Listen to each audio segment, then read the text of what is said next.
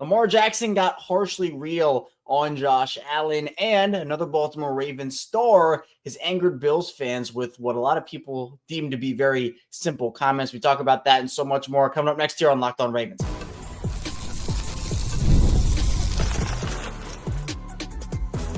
You are Locked On Ravens, your daily Baltimore Ravens podcast. Part of the Locked On Podcast Network, your team every day. Welcome to another edition of Locked On Ravens, your daily Baltimore Ravens podcast. I'm your host, Kevin Oestreicher of Ravens Wire, here with you on the Locked On Podcast Network, your team every day. Thank you so much for being here, making Locked On Ravens a part of your day and your first listen each and every single day. We're free and available for you on all podcasting platforms, that includes in video form on YouTube, where you can like and subscribe to the channel. Also in audio form, where you can follow along and subscribe over there. We're a 5-day-a-week plus more daily Ravens podcast. So, of course, Monday through Friday, we have you covered with daily Ravens content. Plus, we go live after every single Ravens game, after every piece of Ravens big news, and so much more. Today's crossover Thursday edition of Locked On Ravens is brought to you by PrizePicks and presented by PrizePicks. Download the app and use code LOCKEDONNFL to win $50 instantly when you play $5. Crossover Thursday today, which means Joe Marino of Locked On Bills will be joining us to talk about some storylines on both sides, the Ravens and the Bills, as well as some keys to victory. But before we get into that, I want to spend just a few minutes talking about some of the biggest Ravens headlines of the last 24 hours. Now, obviously, a big one was Diontae Johnson getting reclaimed by the Ravens on waivers, but we talked about that in a whole live show we did, so be sure to check that out from yesterday. I want to talk about Lamar Jackson sending some pretty stone-cold messages to Josh Allen ahead of the divisional round, as well as Roquan Smith, angering Bills fans with, again, what I thought were very simple comments, and Bills fans are even creating some false Baltimore Ravens Baltimore material out of it. So let's talk about Lamar Jackson. Let's start there. He was asked a lot about Josh Allen, obviously complimented Josh and was very complimentary of him overall, but definitely did not mince words when talking about if he ever sees Josh Allen in the offseason, other quarterbacks in the offseason. He said, quote, "I don't really chill with people in the offseason, especially not other QBs. Don't get me wrong, there's no problem, but we're competing against each other. Like, I'm trying to beat you. I'm not trying to be your friend." And then obviously went into more detail if he'll ever, he's always linked to Josh Allen. He was asked about that. He said, "Yeah, no doubt when we're older, we'll probably laugh about it, but right now it's serious. I ain't laughing with you for real." Like, this is serious. Like, Lamar is locked in right now. And again, this was not meant to be like disrespectful towards Josh Allen. Like, he wasn't trying to like take shots or anything. I don't want to have it come off as that, because it wasn't. Like, this is stone cold stuff from Lamar and shows how locked in he is. And first of all, this is not the first time Lamar said he hasn't really, been on the whole chilling with other quarterbacks train. These are the messages of someone who, one, does not want to lose, and two, is trying to do everything he can to help his team win football games in January. So, man, I mean, to hear him say this is like, it got me fired up. And, both guys have a lot of respect for each other, as we know, and I think it's really cool how much respect both Josh and Lamar have for one another. But Lamar let it be known that, hey, look, we might be able to laugh about this when we're older and there are no problems here, but I'm competing against you. I'm not your friend right now. And that, to me, is the sign of a locked-in player. Roquan Smith went on NFL Network, and he angered Bills fans with some of his comments about Buffalo.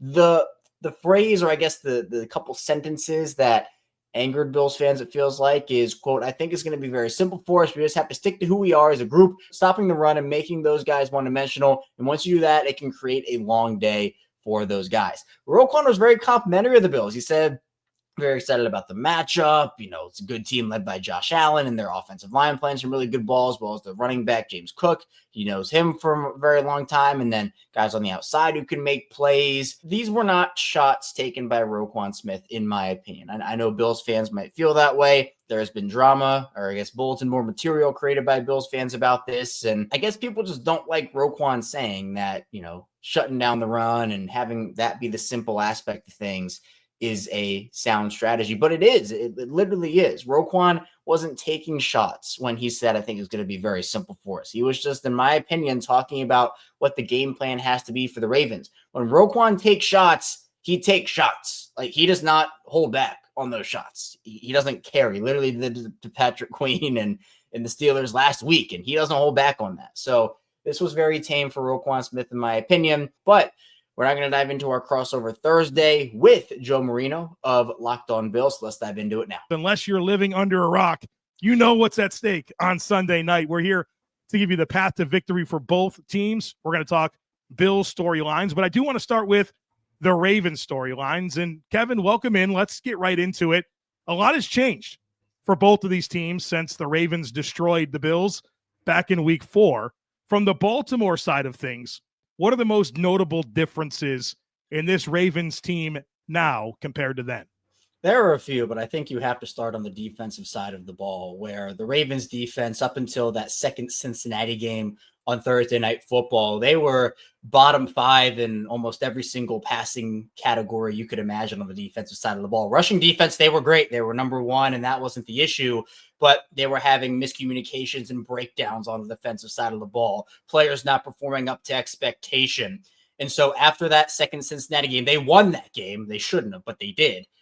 They had a closed door, open forum meeting, players, coaches, kind of a soundboard to get ideas off of one another to say, how can we turn this thing around? Because they knew, and everybody knew, they could not win a Super Bowl or even compete for a Super Bowl if the pass defense was going to stay the way that they were. So they made multiple personnel changes. Eddie Jackson, Marcus Williams, they are now not even in the rotation or just off the team. They've placed Darius Washington, a undrafted player a couple years ago out of TCU, who fell out of the draft due to size concerns, but I loved him as a player at the time, and he certainly has taken advantage of his opportunity. They've also moved Kyle Hamilton. He's obviously been known as that free-flowing safety. He can play up at the line, play at all levels of the defense. They've moved into more of a traditional role next to Darius Washington, and that has helped everybody, including Roquan Smith, who said that when Kyle Hamilton was moving around, had to communicate to all 3 levels of the defense, had to keep track of so many different things. With Hamilton being back there, he can be more the communicator in the secondary, which has helped free up some of Roquan Smith's responsibilities. And Roquan had a tough start to the season, but he has looked so much better over the course of the last couple of months of the year. So Baltimore, especially when you talk about even their offensive line, which I know when these two teams faced off in week 4, Baltimore still trying to figure out their offensive line. It had some rough patches. And at that time, I think people forget that Baltimore was a 1-2 football team, and those 2 losses came because for a couple of reasons, but their offensive line was really not great, but they have found something there. Buffalo was 3-0. They had a great start to the season, and the Ravens couldn't afford to drop to 1-3, and the Bills obviously had a little bit more room for leeway. So I'm excited to see these two teams face off again, because obviously, sure, you can take away player indicators in week 4 and certain tendencies, but as you mentioned, these are 2 completely different teams, and I'm not putting too much stock into the final score that happened all those months ago. Yeah, I agree with you. I think there's so much different on both sides of the equation. I'm glad you called out Darius Washington, man. I loved him at TCU. Just a great football player and just small, right? But get him on the field, he can play. I thought he's been a big-time answer next to Kyle Hamilton. And, man, every time I watch Baltimore, that guy's making plays. So it's probably a big move to step away from, like, established veterans in Marcus Williams and Eddie Jackson. But, like, credit to Zach Orr and company for making that move. And obviously it's certainly the right move for Baltimore. Kevin, the Baltimore Ravens offense is a wagon.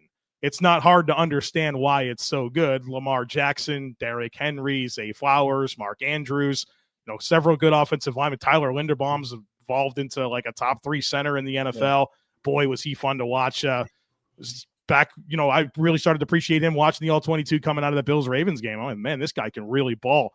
So if the Bills' defense is going to have any chance to kind of limit Baltimore's offense, I don't think you're going to stop them. Nobody's stopping this team. How do you limit them? What are the key elements that must be true for Buffalo that you've seen maybe give Baltimore some challenges when that offense isn't pouring it on? I think creating quick pressure and quick wins on the defensive front, I think, has been, and that's obviously in a lot of different situations, teams benefit from that. But I just think the more you give Baltimore time to either let plays develop or, in Derrick Henry's example, let him get downhill, the more scary it becomes for your defense. So I think some of the success that defenses have had against Baltimore this season have come in very quick wins up front that have resulted in Derrick Henry getting hit behind the line or Lamar Jackson having to face quicker pressure than usual. And for Baltimore, we obviously at the time of this recording don't know the status of Zay Flowers yet. I'm sure that's something we'll get to as the show goes on. But if Zay is not able to play in this game, it's going to be a lot on Rashad Bateman and those tight ends to be able to create and win against these Buffalo corners and the Buffalo secondary. And one of the things Lamar Jackson he's been a lot better after the bye week, but one of the things he struggled with early was not being able to make the decision sometimes between picking a rushing lane and when to run through that lane and when to let the routes develop, have receivers work back to him. And I think one of the things is with all quarterbacks, if you speed up that internal clock, and every quarterback's better at it or worse at it, different at it, it can help a defense and force a quarterback into bad decisions. Now, Lamar Jackson and Josh Allen this season have been two very low mistake players overall. Right. And I think that that's going to be a big storyline. Which team can maybe force the opposing offense into a back-breaking turnover? Maybe which team has the ball last year, is able to create that momentum play. But if you win quick up front defensively, that to me is probably Buffalo's best shot. But if you're talking about limiting or stopping, Joe, I think the best thing for both these teams to do is just keep your opposing quarterback off the field. I mean, Buffalo held the ball for 41 minutes against Denver. Baltimore held the ball for 40 minutes against the Steelers. Yeah. If we're talking about just not giving these two great quarterbacks opportunities, keep them on the sideline, keep these two great running backs and Derrick Henry and James Cook on the sideline. That is your best shot at not letting them do damage to you, because they literally cannot step on the field in that situation. Yeah, easier said than done, obviously. And dude, I'm studying Baltimore in anticipation, of course, the game and our conversation today. And I'm looking at Lamar Jackson's splits, and it's like, okay, number one in EPA against the blitz, number one in EPA when pressured, number two when not pressured, number four with play action, number one without play action, number one when he gets the ball out in under 2.5, number one when he gets the ball out in over 2.5. It's like, well, what gives? And so I think it's a good call out with the idea of getting quick pressure. And I think generally what that probably does is gives you your best chance to get them out of rhythm, right? I think that's probably the goal. Easier said than done, because it seems like they handle everything that's been sent their way. And it's funny, I'm in this position to answer questions of what do the Bills need to do to slow down the Ravens? Like, I don't know. Nobody's figured it out, right? I mean, they run it, they throw it on everybody. So they certainly look like a tough team. And I, to your point, you mentioned like clock control, but I think the best thing that you can do for your defense is probably score, right? Like you just got to score and try to control the game script the best you can, because obviously that got out of hand against Buffalo the first time through. Let me ask you this one here. Generally, both of these teams and quarterbacks are looking for like a big playoff breakthrough. Someone is going to get a big time signature win on Sunday night. And we had this matchup back in 2020. It feels like 100 years ago. Yeah. Divisional round, the Bills were able to win 17-3. They lose to Kansas City in the AFC Championship game. Baltimore got a little taste of that last year. Take us inside like the Baltimore side of things from like the narratives perspective. What does the urgency feel like? What are some of the narratives that maybe Baltimore is looking to break? Because they've been a great football team. Bills have been a great football team. Neither one of these quarterbacks have been to the Super Bowl, and this is like legacy-defining stuff against each other, and then what's at stake next week? Yeah, and I think that's been a big conversation too, is, which team does this game mean more for? Is it more for the Ravens or more for the Bills? It means a lot to both these teams. And I think that actually, Joe, Baltimore and Buffalo are in two decently similar situations, because I know on the Baltimore and Buffalo side of things, if either team loses this game, I'm sure there will be portions of each fan base that maybe says, all right, is this it for McDermott, or is this it for Harbaugh? Or no, it's not. What is it's going to be that whole conversation of like, okay, well, the growth isn't there. And like, they need to do this harsh, they're wasting these great reset. Quarterbacks, right? Right. And those are always conversations. And especially when, again, you haven't made the Super Bowl, as both these teams haven't. They've been to one AFC Championship game each. But I think for Baltimore, the urgency level right now is obviously high. But I think there's a lot more calmness about this team this season, even more so than we saw last year with this Ravens team, at least, where that was the best team in the regular season and they were dominant all regular season, but they didn't have a lot of like signature wins where they had to really work for them. And what I mean by that is they would blow teams up seemingly last year by like 30 every other week. And they had that Rams win when Tylan Wallace had the touchdown down the sideline, and they didn't face a ton of adversity, where this year I think they have. And I think that has helped shape them and mold them. And I think Lamar is at a level of locked in that, much like Josh Allen, that we haven't seen before from him. And, Lamar and Josh, I love how much respect both these guys have for each other, and how every time the Bills and Ravens play, they just go back and forth, throwing compliments at one another and saying how much they appreciate each other's games. Obviously 2018 draft mates, but Lamar's so locked in. He talked about his relationship with Josh and other NFL quarterbacks. And he said before that, he doesn't really hang out with guys in the offseason. And he said, there's no problem with Josh or any of these quarterbacks, but he said, it's like we're competing against each other. I'm trying to beat you, not trying to be your friend. When we're older, we'll probably laugh about it. But right now it's serious. I'm not laughing with you. So obviously these two are competitors. They want to win the game, but they have a lot of mutual respect for each other. And I think that's one of the greatest things that comes out of these Ravens and Bills matchups. But Baltimore knows that the playoff success under Lamar Jackson and John Harbaugh and Lamar Jackson, that pairing has not been up to the level, especially with some of the dominant teams they've had over the years, such as 2019 and 2023. So I know here in Baltimore, a lot of people are hoping that they can kind of buck that trend, but obviously they have a great football team standing in their way in the Buffalo Bills. All right, we will shift our attention to the Buffalo Bills on the other side of this conversation. Folks, be sure to stick with us. From big upsets to game-winning drives, the NFL playoffs are better with FanDuel, because right now new customers can bet $5 and get $200 in bonus bets guaranteed. That's $200 in bonus bets, win or lose. The FanDuel app gives you everything you need to place live bets, to make a same-game parlay, and so much more. And look, FanDuel has a bunch of ways that you can pick up a win. I personally love betting on which players will hit the over on stat projections, and if a team is going to cover the spread, it is thrilling. And not only can you bet on who will win the game, but FanDuel also has bets for which players will score a touchdown, how many points each team will score, and so much more. As of the recording of this podcast, the Ravens are 1.5-point favorites going in to Highmark Stadium, with the over-under set at 51.5. You like that? Go check it out over at FanDuel.com.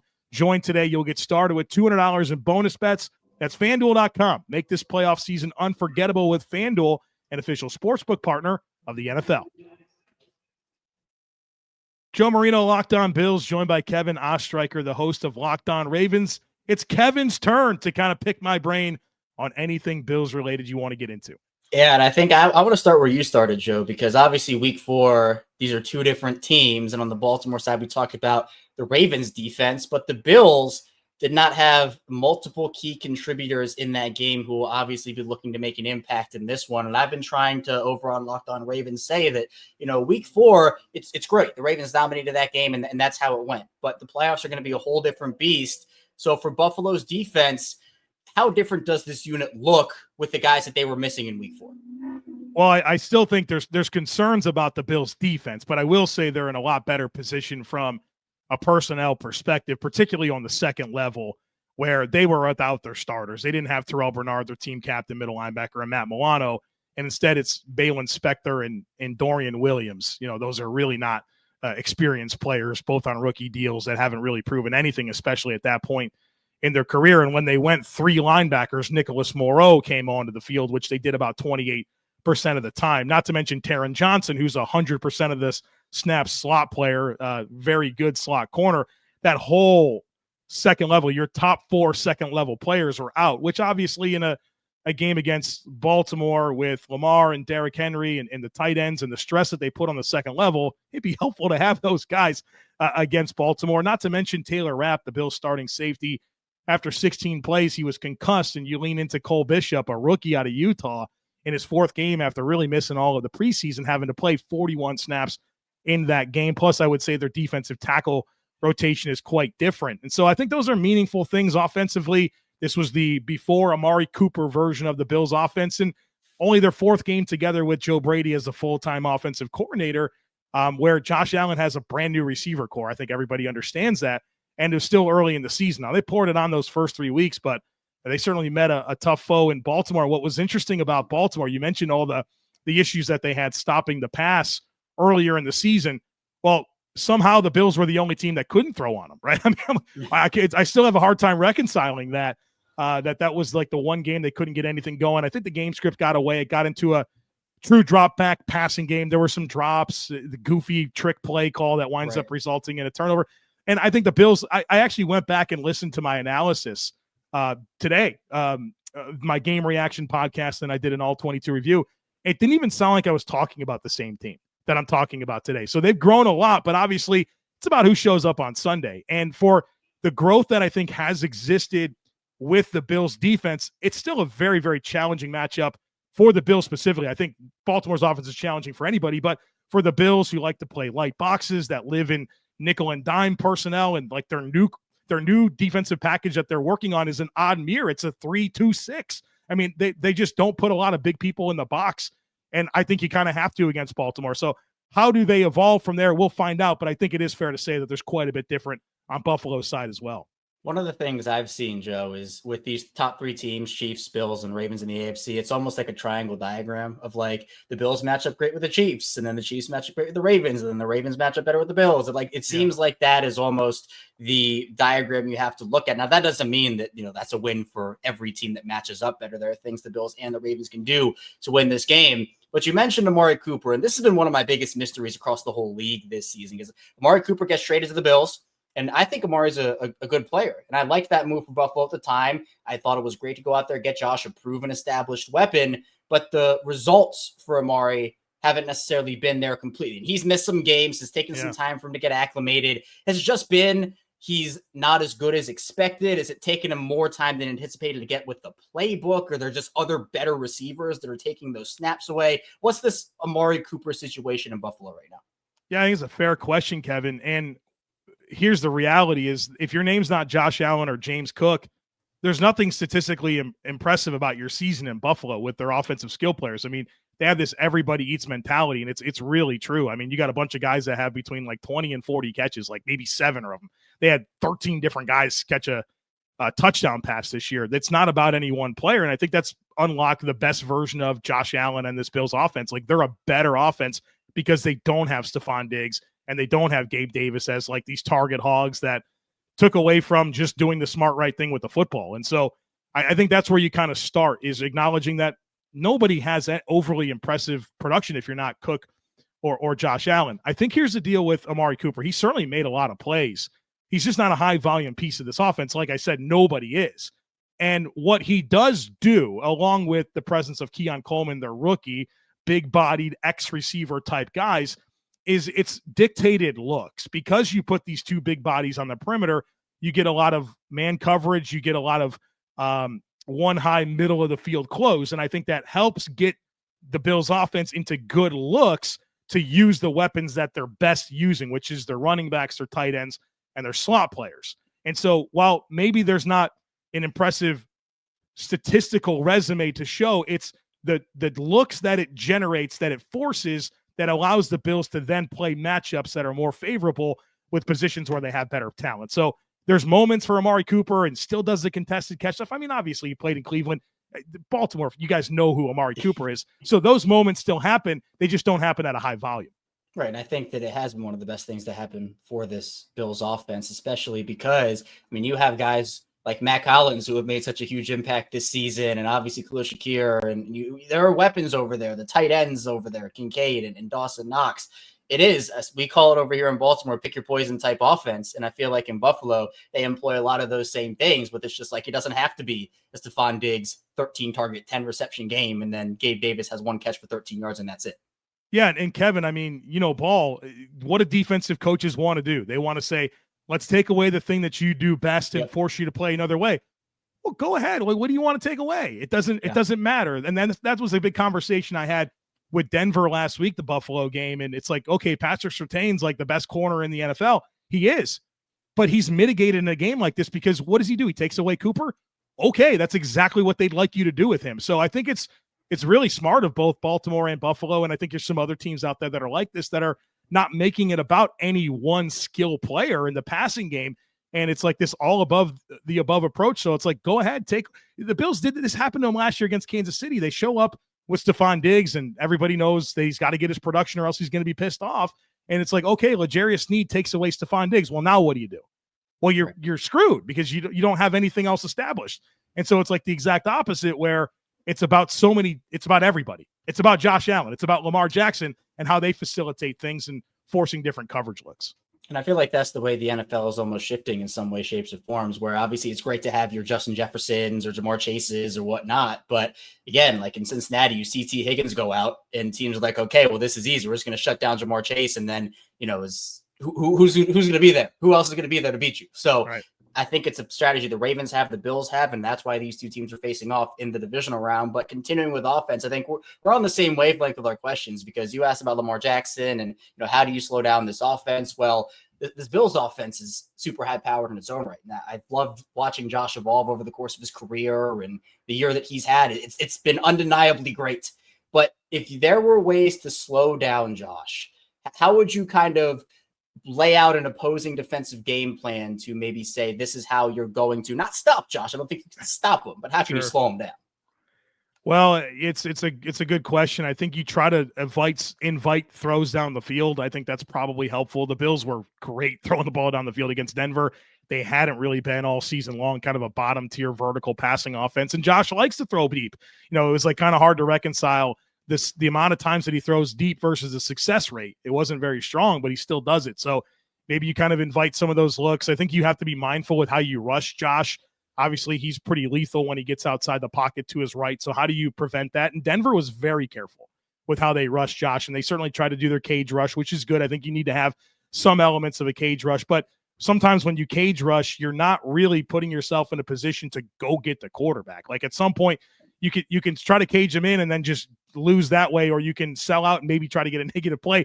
You're probably still going to lose, but how do you get the negative play? You're not going to get the negative play by standing there and playing peekaboo with Josh Allen. He's going to stand there and make a throw like he did to Ty Johnson for a touchdown on 4th and 1. So I think you have to mix up your looks. That's really what it comes down to. How do you get him off rhythm? How do you get him uncomfortable with where the rush is coming? And how do you maybe invite some throws that are low percentage that he's willing to take from time to time? And obviously, I think there's an element to stopping the run.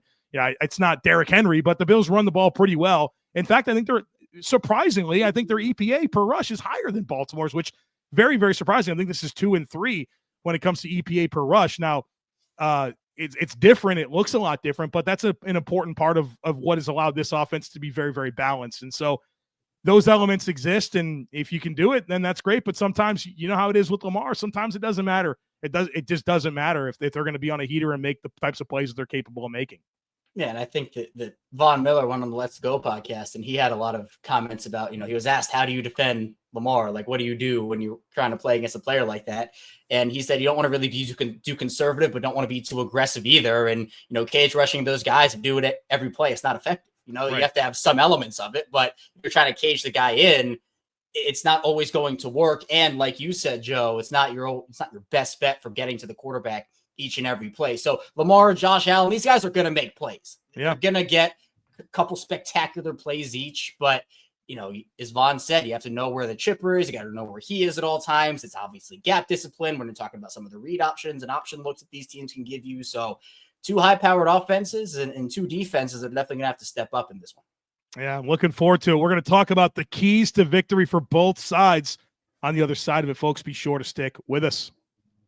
Did Rocket Money help you find any subscriptions that maybe you forgot about or you were paying for twice? That happens. Don't let it happen to you. Rocket Money can help you with that. It'll make it easy to track down all of that. It's like having a personal assistant for your finances. Rocket Money is a personal finance app that helps you find and cancel your unwanted subscriptions, monitors your spending, and helps lower your bills so you can grow your savings. It brings it all together in one place, whether it's subscriptions, your spending habits, or even the goals you want to hit this year. And look, Rocket Money has over 5 million users. It's saved over a total of $500 million in canceled subscriptions, saving members up to $740 a year when you use all of the app's premium features. I love the goals feature. It allows you to automatically set aside money for your future. There's no more stressing and worrying about budgeting every single month. So cancel your unwanted subscriptions. Reach your financial goals faster with Rocket Money. Go to rocketmoney.com/lockedon today. That's rocketmoney.com/lockedon, rocketmoney.com/lockedon. Crossover Thursday is presented by PrizePicks. Download the app, use code LOCKEDONNFL to win $50 instantly when you play $5. I'm Joe Marino, host of Locked On Bills, joined by Kevin Ostreicher, host of Locked On Ravens, getting you ready for the divisional round Sunday night game between the Bills, Ravens, Highmark Stadium. Winner goes to the AFC Championship game and is 1 win away from the Super Bowl. Kevin, if Baltimore is going to go into Highmark Stadium and get this win, what are the keys to victory?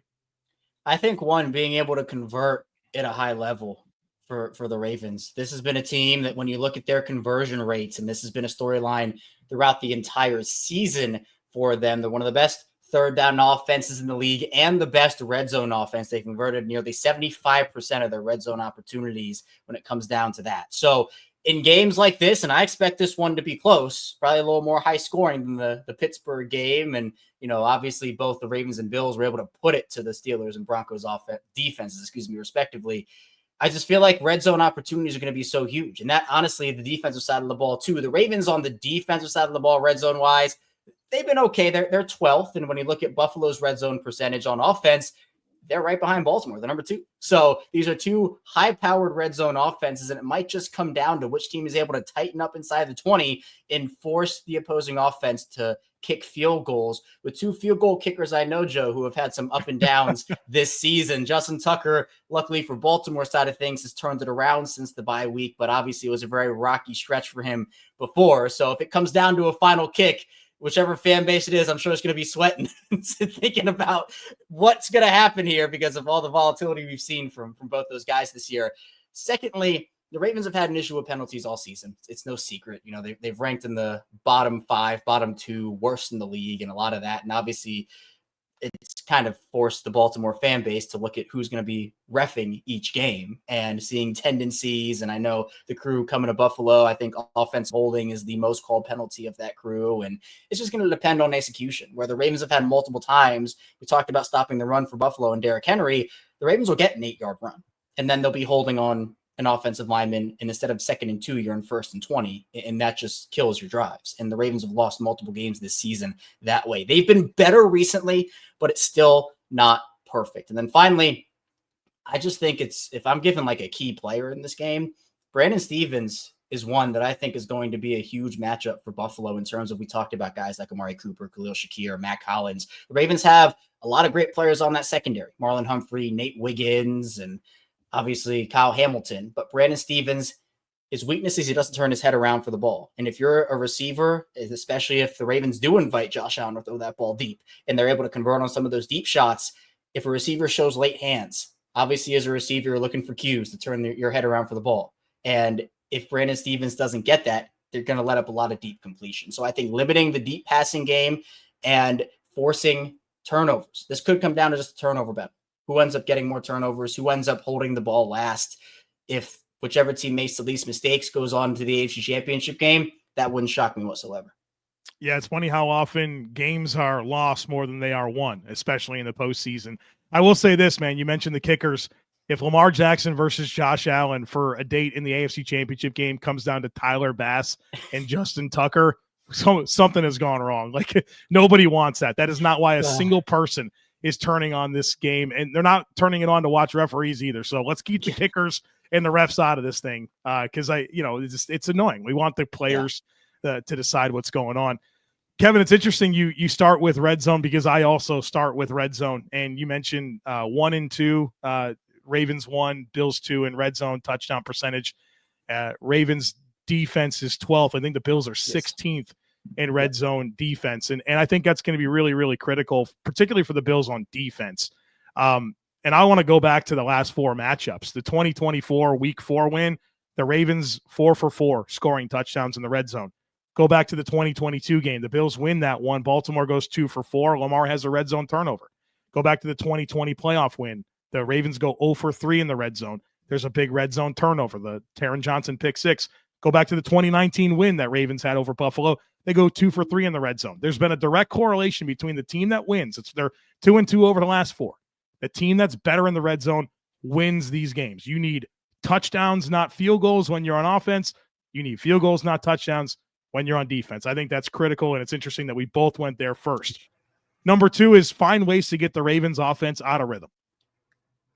I don't have that answer, man. Like you talk about getting quick pressure. There's a lot of different ways you can do that. Can Ed Oliver win quick? Can you have some A-gap blitzes that create some confusion and you have a breakthrough and you got a free runner at Lamar or Derrick Henry?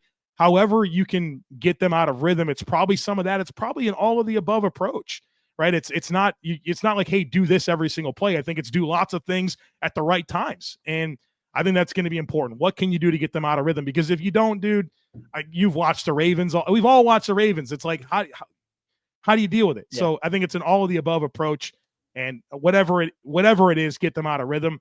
And then number 3, another very similar talking point. I think for the Bills, it's about working matchups on offense. And I look at 2 in particular, Brandon Stephens. I think everybody knows, like, that's the player you go after. for Baltimore. And so if you have chances with Cooper or Coleman or Hollins, take them. I think not only is there a ball skills issue with Brandon Stevens, who's it's still kind of new to playing corner, if I'm not mistaken, at SMU. He's like a converted player. But, a guy that doesn't necessarily – there's going to be size advantages that the Bills can have there as well. And I think there's that other linebacker spot as well where it's Roquan and then it's like Malik Harrison, Chris Ford. Yep. Right, so they've kind of moved away. The Trenton Simpson thing is not working for now. How do you take some chances there? I mean, the Ravens have given up the fourth most receiving yards to running backs this year, the 9th most yards to tight end. So how do you get your guys in positions to take advantage of maybe some areas that Baltimore's had some vulnerability on defense? So it's winning red zone, find ways to get Baltimore out of rhythm offensively, and then what matchups can you attack that's going to keep your offense moving and scoring points? Joe was great. Really appreciate his Bills insight. That's all I have for you here today on Locked On Ravens. Thank you so much for tuning into the show. On the way out, hit that like and subscribe button in video form. Follow along in audio form. We're here for you 5 days a week with daily Ravens coverage plus more. So be sure to stay tuned for tomorrow. We'll be coming at you with more Ravens content to round out our weekday episodes. Stay tuned. I'll see you right back here tomorrow on Locked On Ravens.